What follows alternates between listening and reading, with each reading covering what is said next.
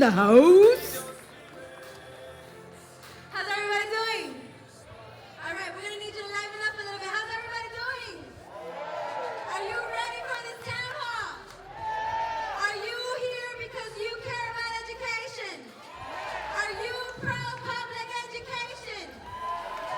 When I say union, you say strong. Union, union, union, public schools, public, public, public.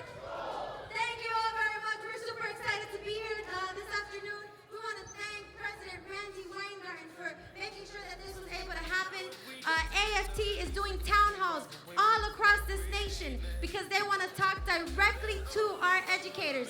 They want to make sure that they hear from us what our concerns are in the classroom, what's happening with public education, and how we can make it better. And so I am excited to have all of you here. I see people from Broward Teachers Union. I see people, yes, I see people here from United Teachers of Dade. I see faculty and I see community, and we're excited about this. So thank you all for being here. You're going to have the opportunity to ask your questions to Mr. Beto O'Rourke, and he's here and he's real and he wants to listen to you what your concerns are. So please make sure that you ask your questions. I'm going to take this time to bring Mr. Fed. Is he here? Is he here? Is he here? He's here? All right. So it is my honor to bring my colleague. He is a former president of United Teachers of Dade. He now heads the Florida Education Association. He is my mentor. He's a one-of-a-kind guy. And this is my pal right here, my colleague, Mr. Frederick Ingram. Good to see you. Mic check 1, 2. I think I'm okay. Hello, hello. Can everybody hear me? Mic check 1, 2. There we go. Sound guys back there. How's everybody doing? Good. Can everybody still hear me? Yes? All right, very good, very good. Listen, thank you all for being here. We appreciate you so much. On behalf of the Florida Education Association, the 140,000 members that are around this state that really care about public education, that dedicate their lives each and every day. From education support professionals, that's paraprofessionals who work with our most challenged students. That's the cafeteria workers, the custodians, the security monitors, and all of those people who help make the village of education what it's supposed to be. All teachers, that's college professors, that's instructors at our universities, that is pre-K through 12 students. Thank you all for being here, and we appreciate each and every one of you. We represent students, we represent retirees, and people, again, who believe in public education. So today is a really, really big day, yes? Because we're here to talk about public education, and we're here to talk about students. We're here to talk about student success and what it is that is a vision that we will set the course for this country. There is a candidate who is running for President of the United States of America. His name is Beto O'Rourke. Everybody give him a big round of applause.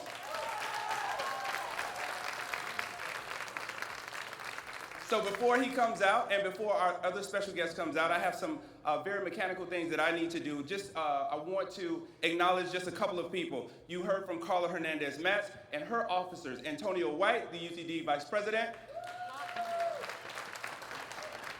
I want to also recognize Anna Fusco, the Broward Teachers Union President.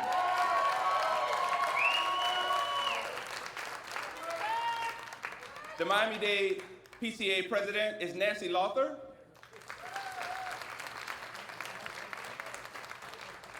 The Miami-Dade NAACP President is Reuben Roberts. And the President of the South Florida AFL-CIO is Jeffrey Mitchell. And we also have a local councilman, Scott Galvin, who is on the council for North Miami. Is he here? Thank you for being here. So as you heard before, Carla has set the stage. You're going to get a chance to hear, but not only hear, ask a couple of questions to a candidate who will be on stage tomorrow. As goes Florida, so goes the nation. And everyone knows that. Let me hear that one more time. As goes Florida, as goes Florida, so goes the nation. And everybody in America knows that. And so thank you all for being here. I want to introduce to you, not only is she the president of the American Federation of Teachers, but she is the leader of the American labor movement. Ladies and gentlemen, she is a staunch fighter, a teacher, a lawyer, and an advocate for our cause. She is the beacon of hope for all of us. She is a little lady in stature, but she is really big in ideas. Ladies and gentlemen, the international president of the American Federation of Teachers, my mentor, Randi Weingarten.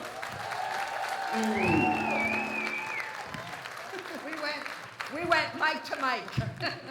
So this is a pretty amazing moment because Miami, which was vying for the Democratic National Convention, instead got the first debate of all the candidates who were able to meet the standards, which is a whole lot of small dollar donors and getting to at least 1 or 2% each time in a poll.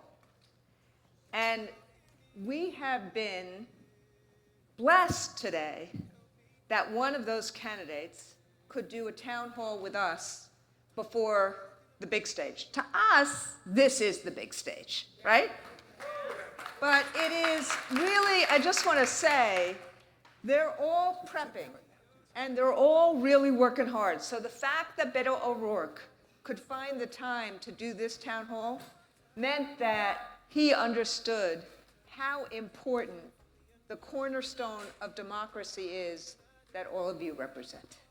And so I want to just start by saying thank you for all the work that every single advocate for public education and for public higher education in this room, this gym, does every single day. Whether you're a parent, whether you're a student, or whether you're a bus driver, a paraprofessional, a psychologist, a social worker, or a classroom teacher. Thank you very, very, very, very, very, very much.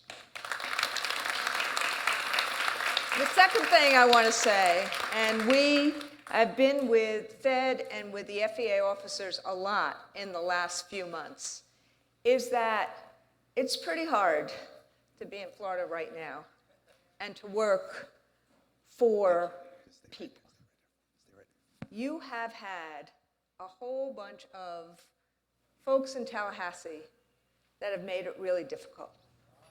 And often the question of more for less, instead of how do we do everything we can do to help our kids, seems like the more for less question gets asked much too much. And sometimes as a result, particularly when we see that people in Florida want public schools, and yet the legislature and the governor seems to do the exact opposite. And so as a result, it makes us question what happens when a political leader gets into office and whether or not they are about the will of the people or about something else. And so one of the reasons that we are having these town halls all throughout America, and we've done 6 others beforehand, with Amy Klobuchar in Yonkers, with Tim Ryan in Albany, with Bernie Sanders in Lordstown, Ohio, with Joe Biden in Houston, with Elizabeth Warren in Philadelphia, and with Kamala Harris in Detroit, all throughout America, is because our sense of the process this time is that nobody can sit on the sidelines. Everybody has to be engaged in the 2020 process. But if you don't have the ability to ask a question, if you don't have the ability to actually see a candidate eye to eye, and there's a lot of press here, but we're also Facebook Living it, even though it's like the week that schools end throughout America. This is our chance, your chance, to actually gauge a candidate and see where a candidate's heart is and where a candidate's character is. And you get to gauge it. And that's part of the AFT process this time, to make sure our members are empowered to have the shot to ask the question that's on your minds. I've told all the candidates, that we don't know what the questions are going to be. We can guess. I know what the questions are online because I have 3 of them right here. But ultimately, that's what this is. So I said, character, values count. And the person I'm about to introduce, I spent an hour and a half with him in February when I was in El Paso, because we were fighting, as we just did in Geneva this week, and as I have done several other times on the southern border, to actually stop the separation of children from their parents and the kind of conditions that are happening with those kids in detention. And so El Paso is Beto O'Rourke's hometown.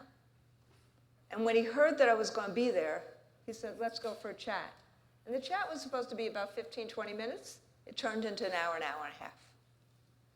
And what you see with the person that you're about to see is a lot of people talk about hope versus fear, aspiration versus frustration. This man lives it. You'll see that in him.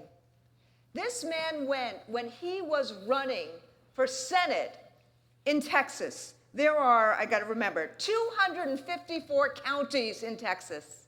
He went to every single one of those counties. He believes the mantra of the AFT, that you care, you fight, and you show up. Because if we're going to change things in America, people have to see that elected leaders are actually walking in their shoes, hearing what we say, understanding what we feel. And that is who I have seen in Beto O'Rourke. Whether he was in Congress, whether he was running for Senate, this is who Beto O'Rourke is. And it is my honor to introduce the Texas candidate, one of the 2 Texas candidates for president, sorry, my bad, Beto O'Rourke.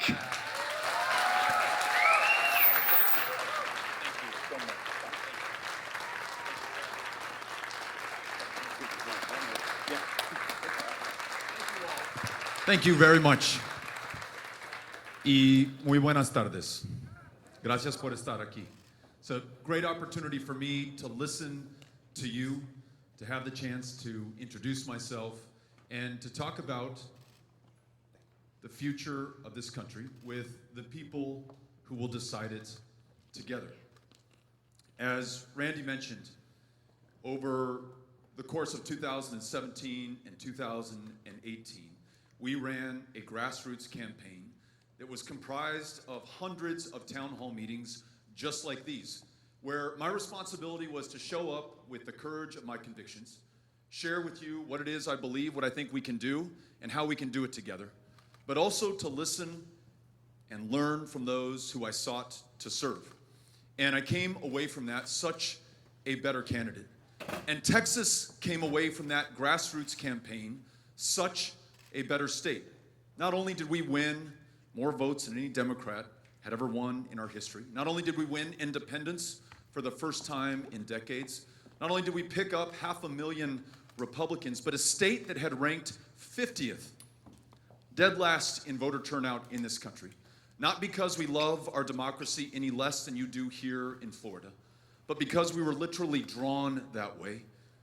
Folks based on the color of their skin, their ethnicity, drawn out of a congressional district to minimize the power of their vote or the likelihood that their voice would ever be heard by going to each one of those 254 counties and not writing anybody off, not taking anyone for granted. That state stood up to be counted. And we're now part of the national conversation, and so are our 38 electoral college votes. I think that's what happens when we ensure that people, not corporations, people, not PACs, people, not special interests, are at the forefront of our democracy. And that's exactly what we are doing here today. I want to begin with something that I heard Randy say when we were around a table right now, just listening to one another, about what this moment means for this country. And she was talking about something that's been on my mind because in my hometown of El Paso, Texas right now, there are kids who have just survived a 2,000-mile journey, leaving the deadliest countries on the face of the planet today, arriving here at their most desperate and vulnerable moment. Before I tell you, for those of you who do not know what those kids are experiencing, ask yourself, what would compel you to send your child on a 2,000-mile journey? Not for kicks, not to take someone's job or benefits or place in a classroom. You do it because it's the only thing you can do in order to save that child's life. And this, the wealthiest, the most powerful country on the face of the planet, at least right now, has chosen to meet them with a level of cruelty and inhumanity that I never thought we would see in this country. Kids crowded in to detention cells, sleeping on concrete floors, in their own filth, unwashed, uncared for, uncleaned for weeks, sometimes months. Kids taking care of kids. 10-year-old child, 15-year-old girl taking care of a little toddler whose mother is not there in that same cell with them. And Randi was talking about how every day that this persists, it changes who we are as a country, what it means to be an American and to be America. And just after she said this, Anna of the Broward Teachers Association told us another story of right here in Florida, an 11th grader who just spoke up at the school board meeting and said because of the overcrowded conditions in her classroom, she's providing care and instruction for her fellow students that her teacher should be able to provide, but that teacher is understaffed, under-resourced, has too many kids before it cannot provide that kind of attention. And that 11th grader is saying to the school board trustees, look, I have mental health care issues as well. I'm really struggling right now to make it on my own, and yet I'm taking care of other children. In this, the wealthiest, the most powerful country on the face of the planet. During that grassroots campaign in Texas, there was a young woman who worked for me named Jara Butler. She had previously been a kindergarten teacher. And she described to me what it was like for her and for other teachers at different grade levels to labor under these high-stakes, high-pressure, standardized tests that in no way effectively measure their performance in the classroom or measure the potential of that child in front of them.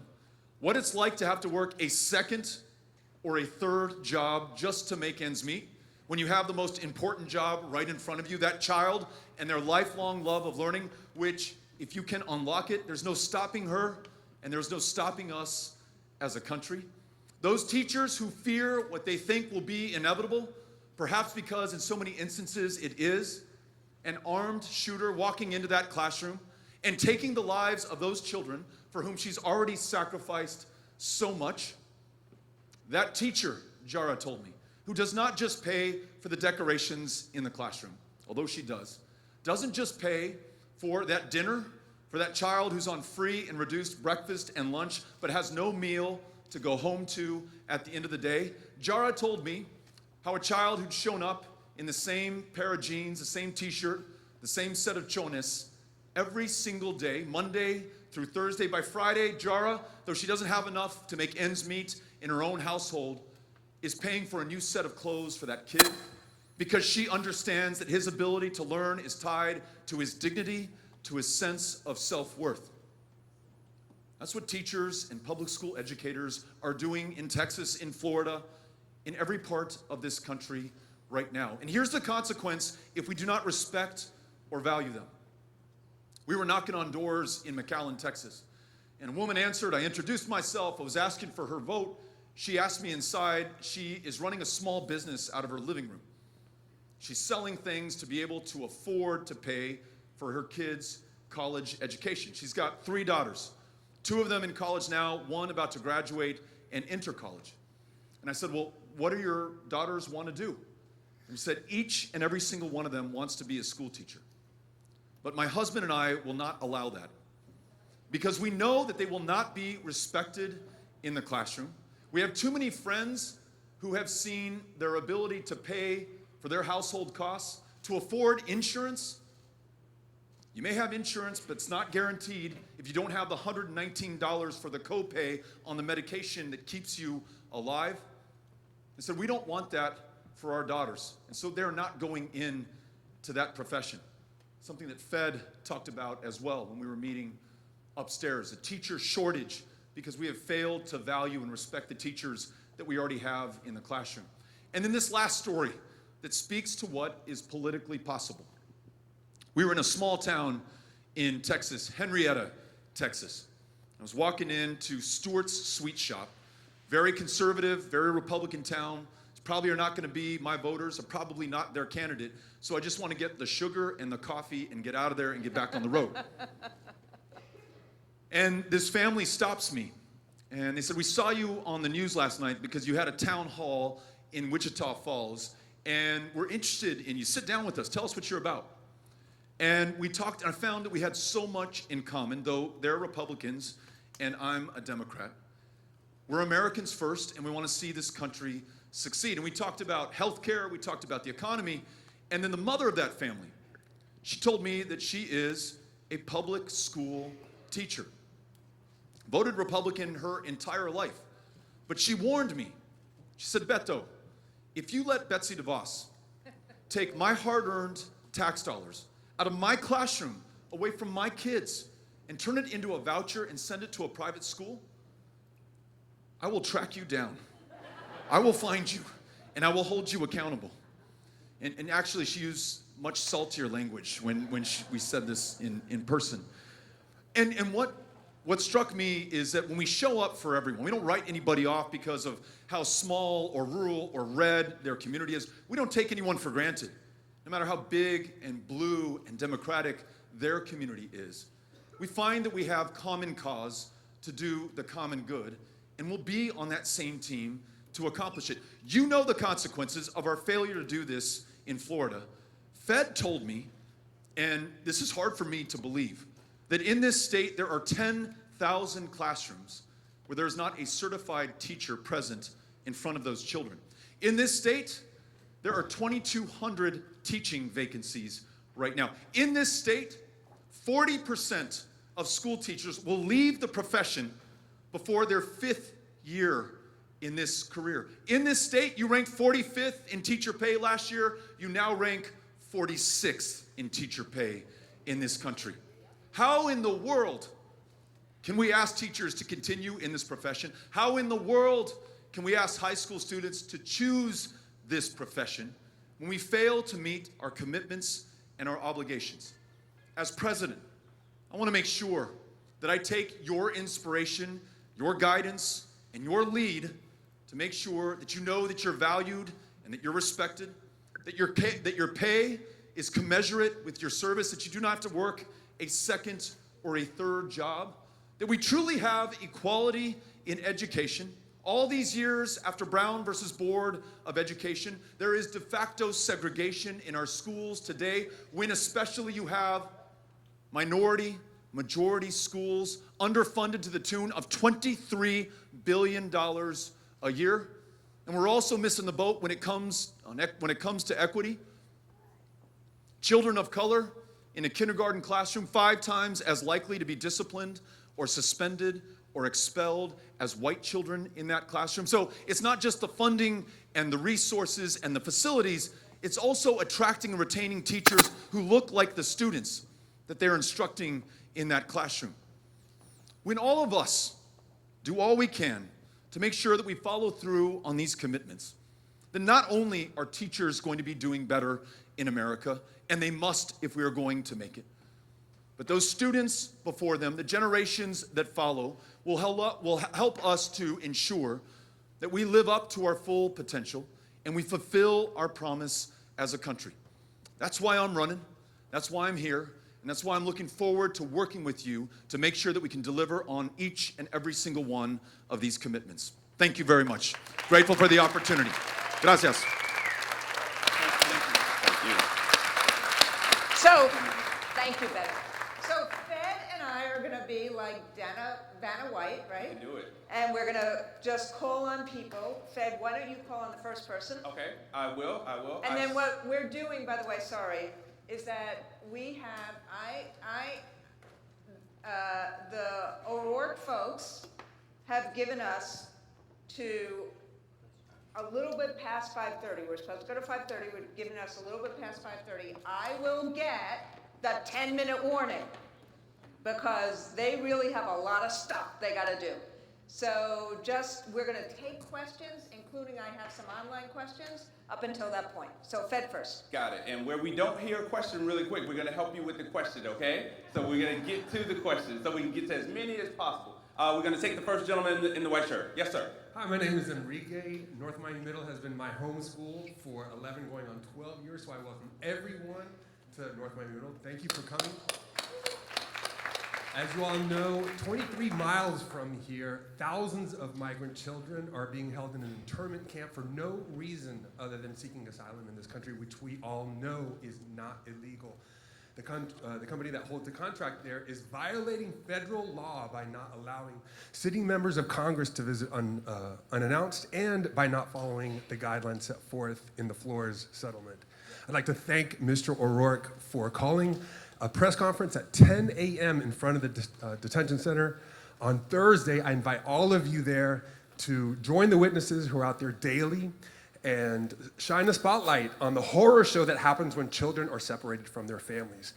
My question, Mr. O'Rourke, are you willing now to join the NAACP and the ACLU and 50 other civil rights groups who are calling for a moratorium on charter schools until the well-documented waste, fraud, and abuse can be fully investigated?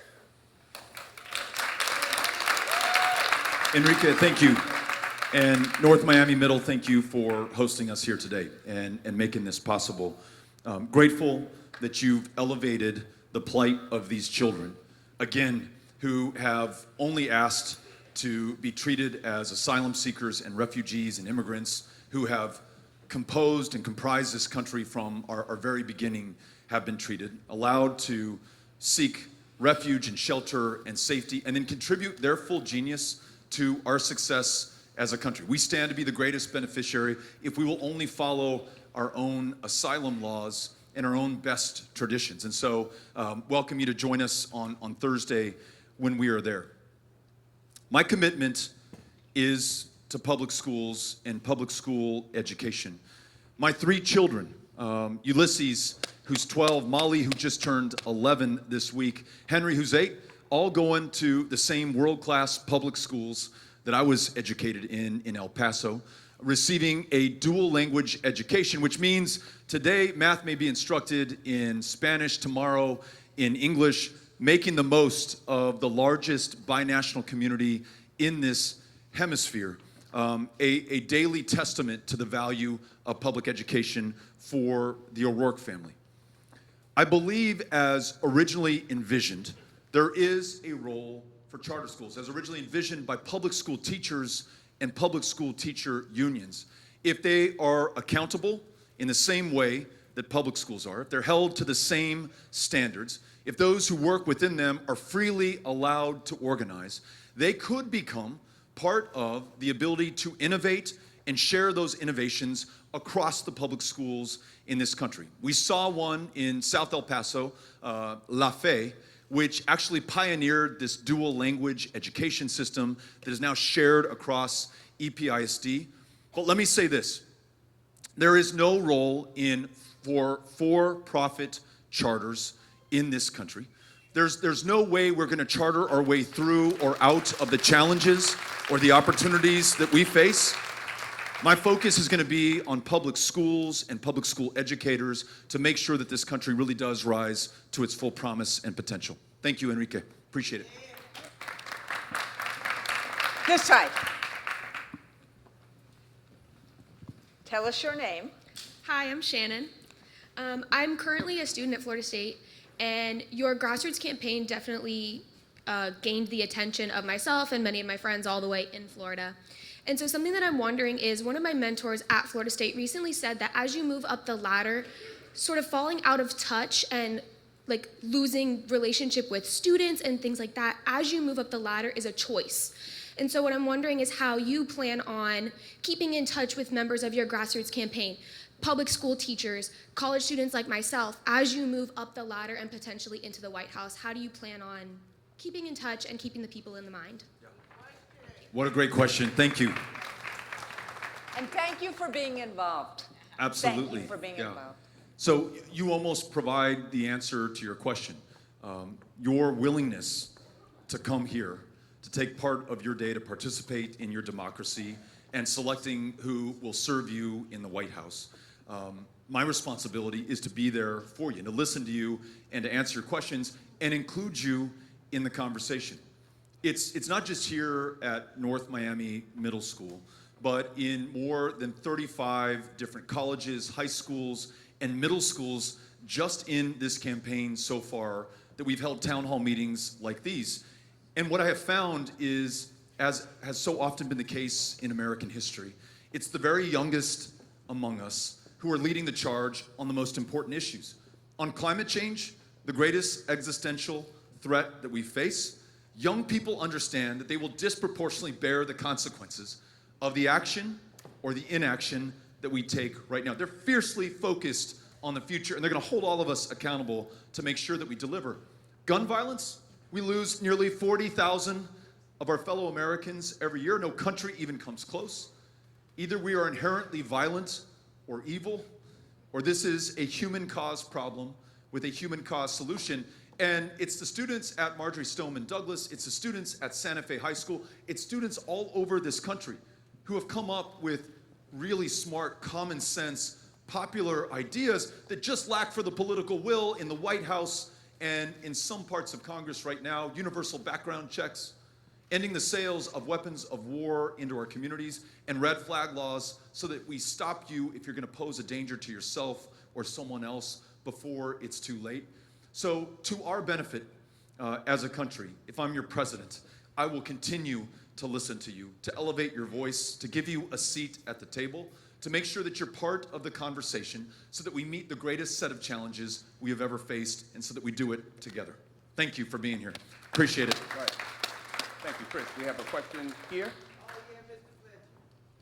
Okay. Yes, sir. Would you tell us your name? My name is Paul Fletcher. I'm at Sterling Elementary School. I teach in special education, students with disabilities.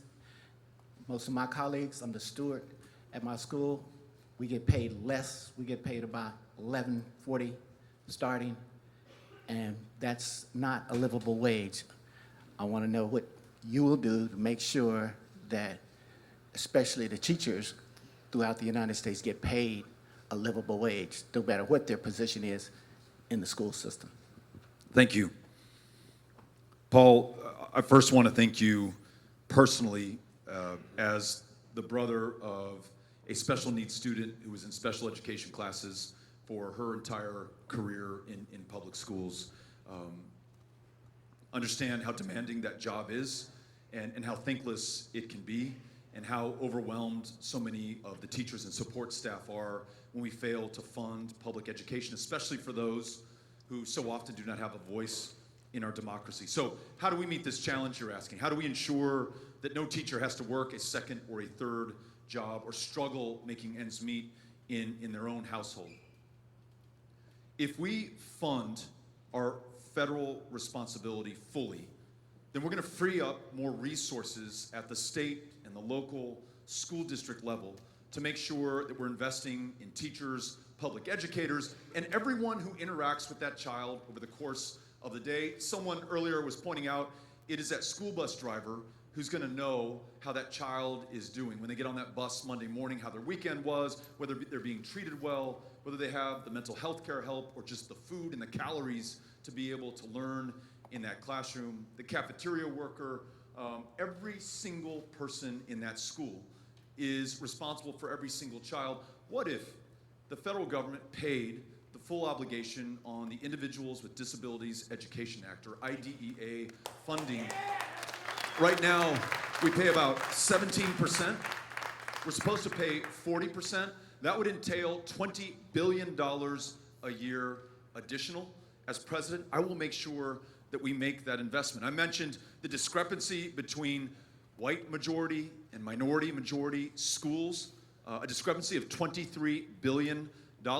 That's a civil rights issue for the United States of America, and it must entail federal action, but we want it connected to states funding their fair share. I just learned from the head of the PTA here in Florida that PTA funding is below 2005 levels, but funding in our public schools is below 2007 levels pre-recession. I don't want to reward Florida for its disinvestment in teachers in classrooms, so let's make that federal funding conditional on everybody doing their part and their fair share. When we do that, and we match that with one other great idea that I want to share with you, which is this notion that we ask you to take out loans for the privilege of teaching our children. I want to make sure that if you dedicate your life to public service, that we have a more robust and real-time public service debt forgiveness program. You don't wait for 10 years and go through the red tape and the bureaucracy and the paperwork. Year number one, we start paying you and paying your loans down so that you can afford to teach. So those are some ways in which we can meet this commitment. Thank you, Paul, for the question. Thank you. Appreciate it. Thank you. Okay, so student loans, IDEA. I'm going to get back to educator questions in a minute. I'm going to just do something like we've done in other places, which is we do an e-activist that tells all of our members who are activists that we're having these kind of town halls. And we have 3 questions that I will intersperse, one of which, this one is from Herb Madonic from Plainview, New York. So Herb, if you're on the live stream, hi. And so his question is, if you become president, how will you protect Medicare and Social Security? So Herb, listen. Thank you, Herb.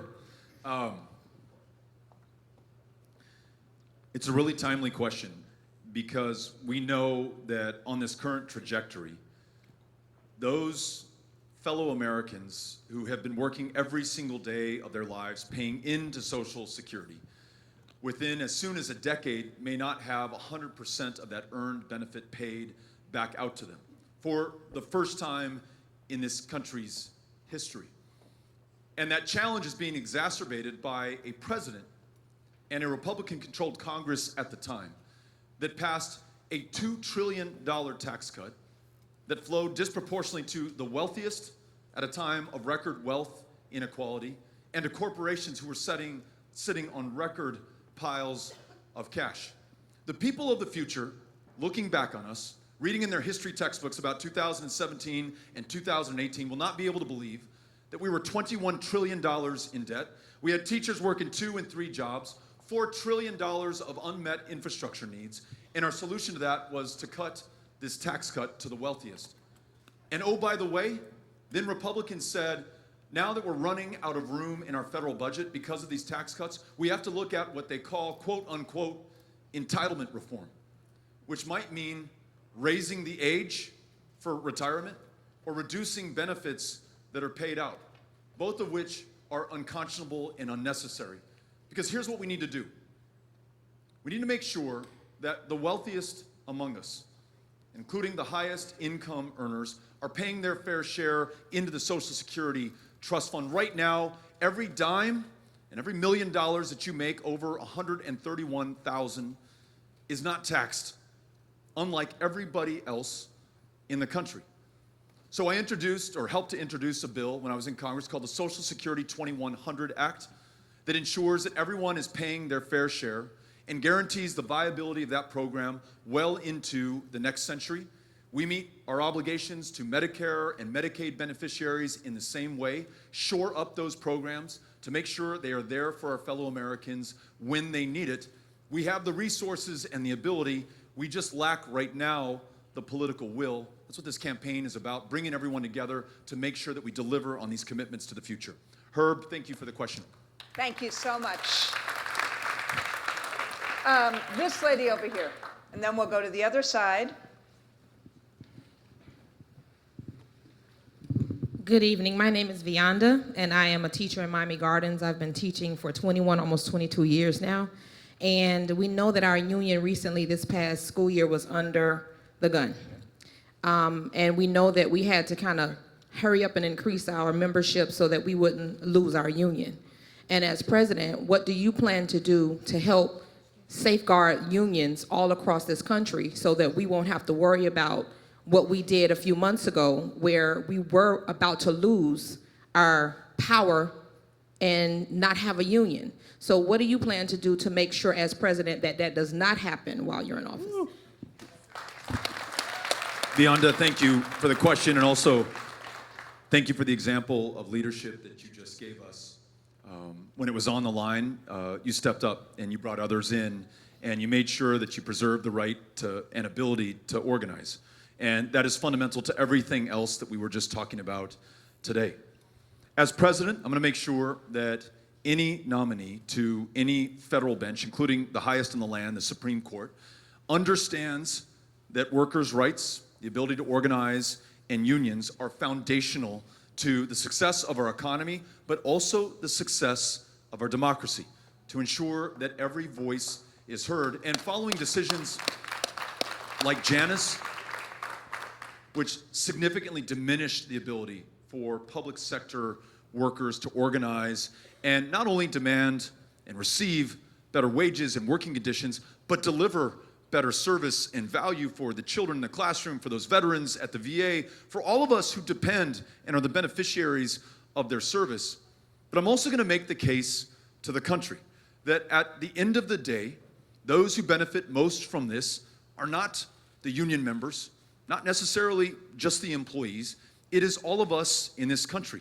When we have an opportunity to grow the middle class, and people have the opportunity to stay in it once they are there, when we have safe working conditions for our fellow Americans, when we have children to teacher class ratios that ensure that those kids get a world-class education, all of us as a country are going to do better. So this is a message not just for members of unions, but every single American, that when we strengthen the power of organized labor, we strengthen the power of the United States of America. Thank you for asking the question. Appreciate it. So we have several Spanish news outlets. Are you comfortable answering a question in Spanish? Podemos tratar. Muy bien, thank you. Gracias. Hola, ¿cómo estás? Very good. Okay, so would you ask your question in Spanish, and then would you translate for everyone so that we can understand? Okay, and would you do the same, sir? Yes, sir. I'm sorry, say your name. Mi nombre es Liliana Ruido, yo soy maestra en la ciudad de Broward, yo doy kindergarten y la pregunta es la siguiente. Es importante escoger una secretaria de educación que represente los intereses de los maestros de la educación pública. Es también importante escoger una secretaria de educación que le importe a los maestros y le importe el bienestar de los niños en nuestra educación pública. Yo quisiera saber cuáles son las cualidades que usted tomaría en cuenta en el momento de usted escoger la próxima secretaria de educación. Okay? I just want to say the question in Spanish so they can understand what I said. I asked, it is very important to choose a Secretary of Education who has the best interest in public education. And I'm asking also, which one will be the requirements that he will take into considerations before he chooses the right one? Thank you.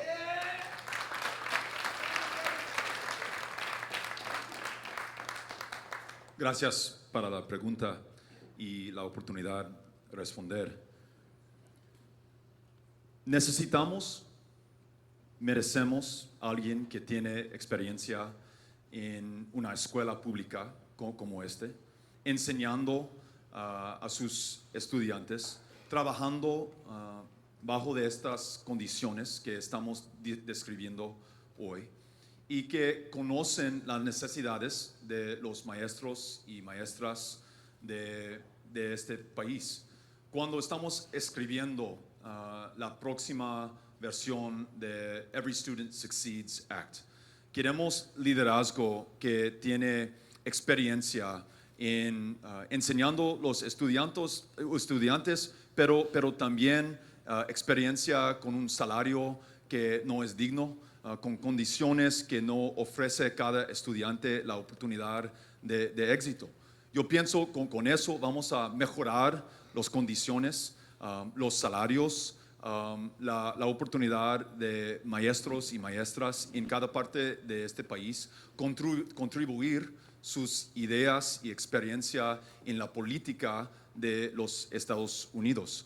We replace Betsy DeVos with someone who has experience in a public school classroom, who understands what it's like to labor under these conditions, a salary that forces you, in many cases, to work a second or a third job, to not have the resources to be able to provide excellent education to every single child.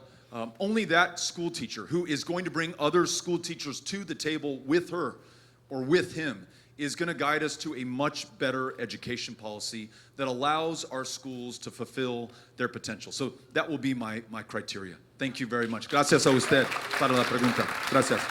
So remember I said I am the bearer of bad news. There's going to be 2 more questions. I know, it's amazing how fast an hour goes, right? Okay, so we'll do one from this side and one from this side. We'll start, since I have a lot of hands up, we'll start from one from this side. That lady over there, sorry. And then one from this side.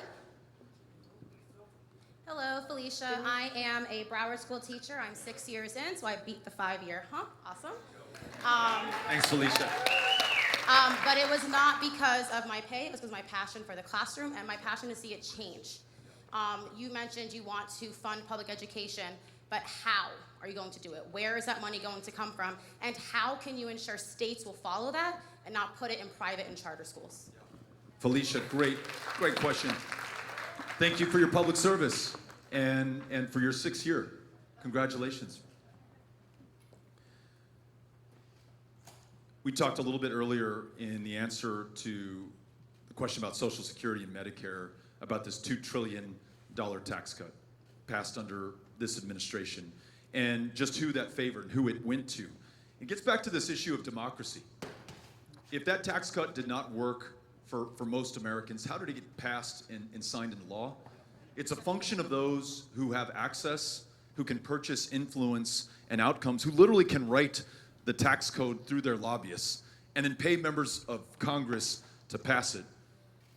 This campaign, I as a candidate, do not take a single dime from a single political action committee or corporation or special interest. It is all people, all the time. And so under our administration, when we rewrite the tax code, corporate rates, which went from 35% all the way down to 21, are gonna go back up to 28%. That'll generate hundreds of billions of dollars over the next 10 years.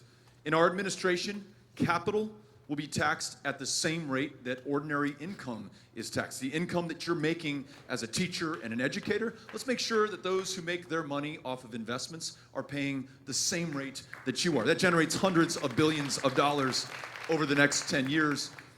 You almost have to ask yourself the question, how could we not make this investment in you and in public education? You have described in great clarity what the consequences of that are. Those 10,000 classrooms, those 2,200 unfilled positions, was told by Fed that at HBCUs right now, you're seeing a 60% drop in students who are pursuing an educational degree.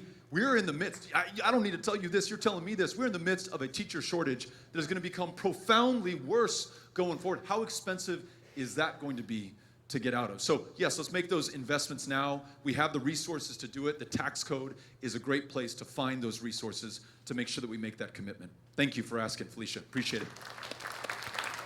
And our last question for today, I just want to say, before we do this again, thank you, thank you, thank you. Thank you. It is really just, look, this is our future. And this in the room are who teaches and educates and wants to make sure that the aspiration that you dream of and talk about all the time, they are the aspiration makers. Absolutely. And so I just want to say thank you to you, and we'll say again, but I wanted to say thank you to everybody who is here. Yes? Thank you, Randy. Hello, Beto. Very nice to be here. I have an aunt who lives in Texas who absolutely loves you. As far as she's concerned, you are already her candidate.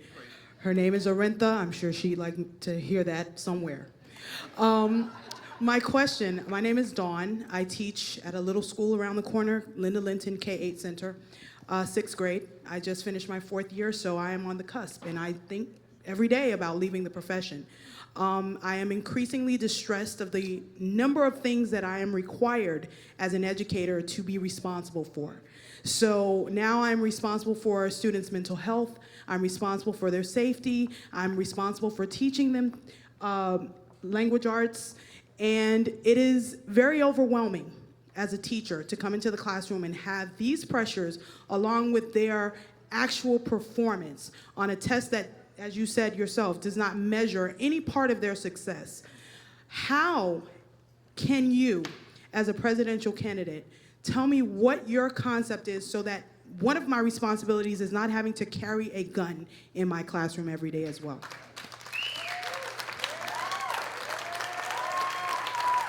Don, thank you. Don, that was really powerful. I want to thank you for saying that.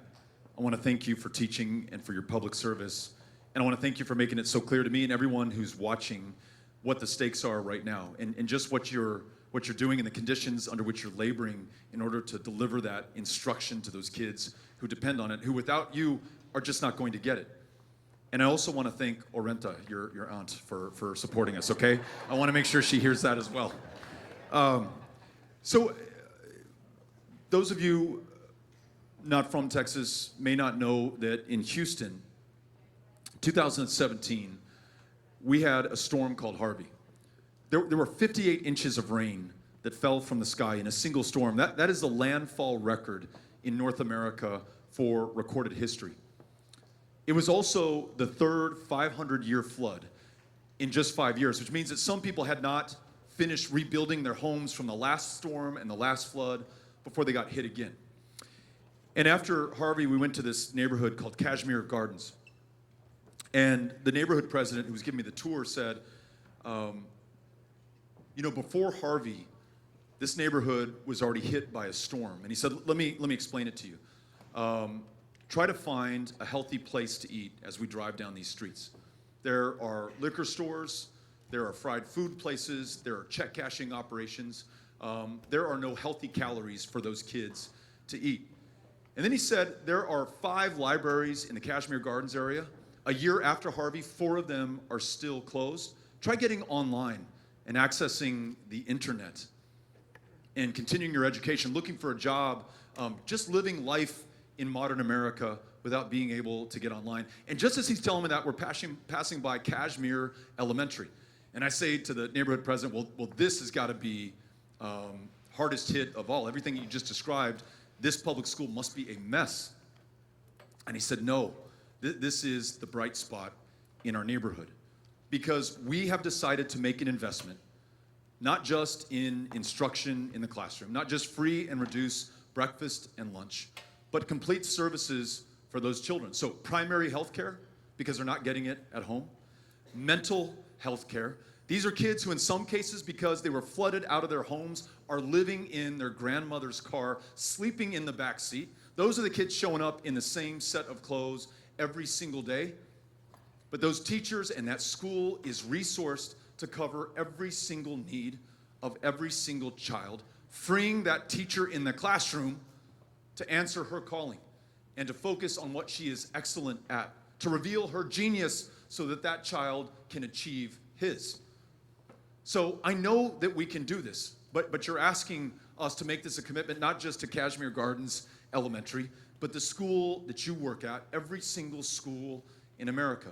And what we have described here today, both the investments that we need to make in teachers, in classrooms, and in schools, a Secretary of Education who writes the next iteration of the Every Student Succeeds Act from the perspective of the classroom because she has your experience.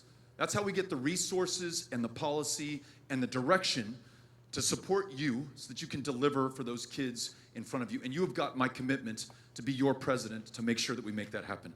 Thank you for asking the question. Really appreciate it, Don. Thank you. So let me just say, from Enrique's first question to your question, my friend, this is, Miami-Dade is a melting pot. You see that. We are in a Haitian neighborhood. We're in a neighborhood where just like people from Kashmir Gardens understood the devastation of Harvey, you think about the effects still of the earthquake in Haiti how many years ago? You think about the effects of what Enrique was saying before about a deportation center right here. We have a country that is in need of a president of the United States that cares about these issues. Issues that all of you have brought to the fore because you see it every day, you feel it every day because you make a difference in the lives of so many people. And I just want to say to you, Beto, thank you for taking to you, Fed, to Carla, to Anna, to all of our other local leaders, to Carol, to Andrew, but particularly to you, Beto. Thank you for taking our questions, and thank you for hearing and reflecting and understanding the caring that is in this room. Thank you. Thank you very much. Thank you all for having us out. Fed, Carla, everybody, thank you. Thank you very much. All right. Thank you so much, man. Thank you. We are adjourned for the day. Thank you, everybody.